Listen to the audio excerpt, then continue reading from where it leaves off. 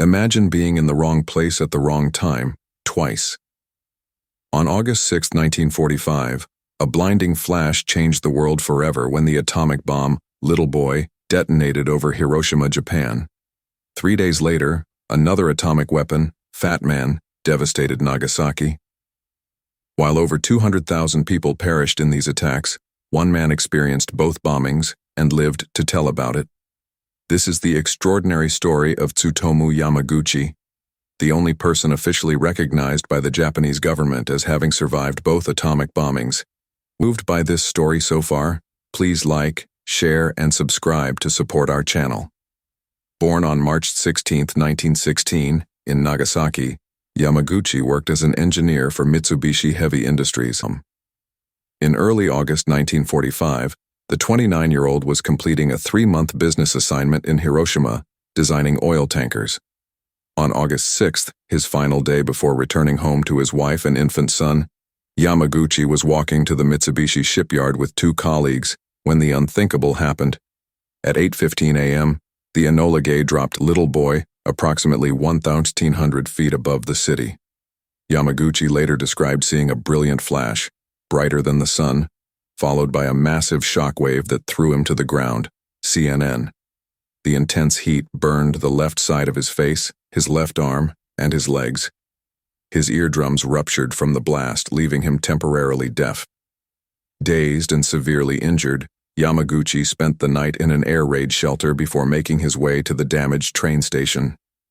Despite his burns and radiation exposure, he was determined to return home to Nagasaki. The journey, which normally took 3 hours, stretched into an agonizing overnight ordeal as he traveled on a damaged railway system through a landscape of unprecedented destruction. On August 8th, Yamaguchi finally arrived in Nagasaki, bandaged and weak from his injuries. His family barely recognized him. His wife, Hisako, tended to his wounds while he rested at their home, trying to recover from the trauma he had witnessed. Little did he know that fate had an even crueler twist in store. The next morning, August 9th, despite his condition, Yamaguchi reported to his office at the Mitsubishi plant in Nagasaki. He was describing the devastation he had witnessed in Hiroshima to his supervisor when, at 11:02 a.m., another blinding flash filled the sky. Fat Man exploded approximately 1,050 feet above Nagasaki with the force of 21,000 tons of TNT.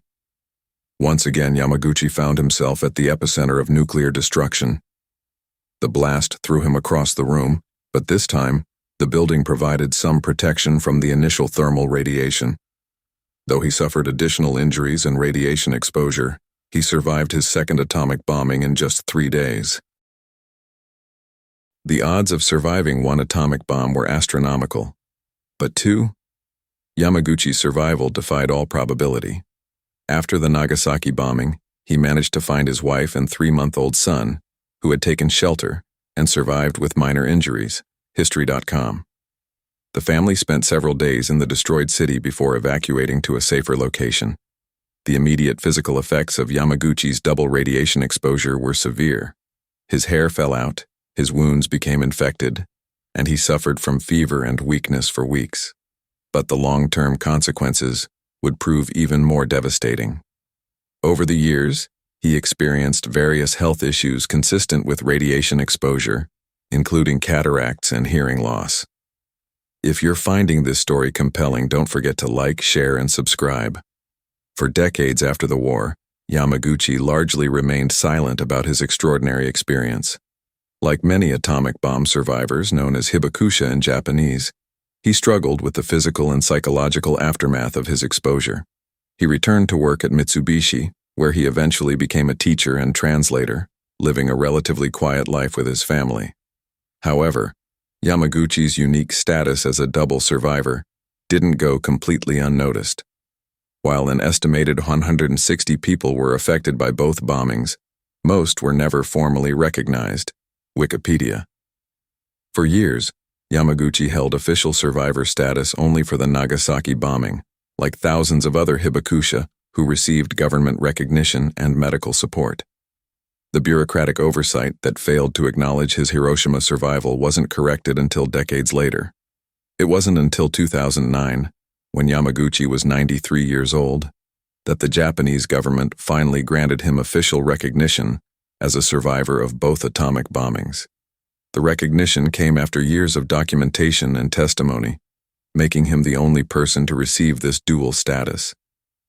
"My double radiation exposure is now an official government record," Yamaguchi told reporters after receiving recognition. "It can tell the younger generation the horrifying history of the atomic bombings even after I die." CNN. This official acknowledgement was particularly significant because it validated his unique experience and gave him a platform to share his story. In his later years, Yamaguchi became an advocate for nuclear disarmament.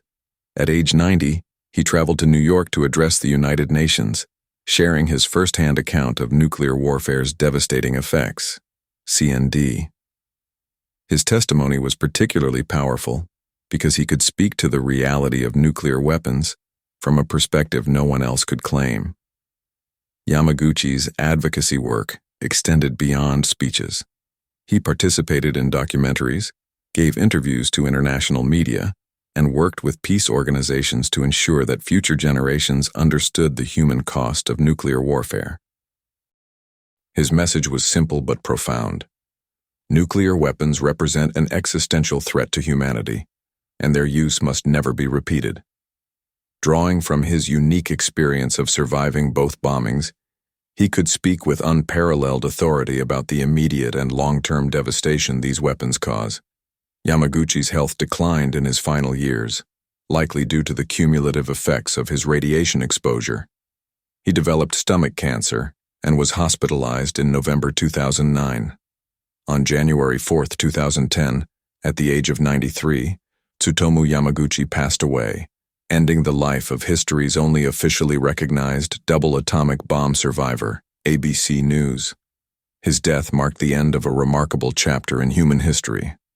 Yamaguchi had witnessed firsthand the dawn of the nuclear age and lived through more than 6 decades of the atomic era. His longevity, despite massive radiation exposure, was itself extraordinary. Most severely exposed atomic bomb survivors died within months or years of the bombings. The legacy Yamaguchi left behind extends far beyond his survival story. His willingness to speak out in his final years helped preserve crucial testimony about the human impact of nuclear weapons. His accounts provided historians and researchers with invaluable first-hand details about both bombings from a unique perspective. Yamaguchi's story also highlights the arbitrary nature of survival during catastrophic events. His presence in both cities wasn't by choice. He was simply fulfilling work obligations. Yet his experience became a powerful testament to human resilience and the importance of bearing witness to history's darkest moments. The recognition he received in 2009 was significant not just personally, but historically.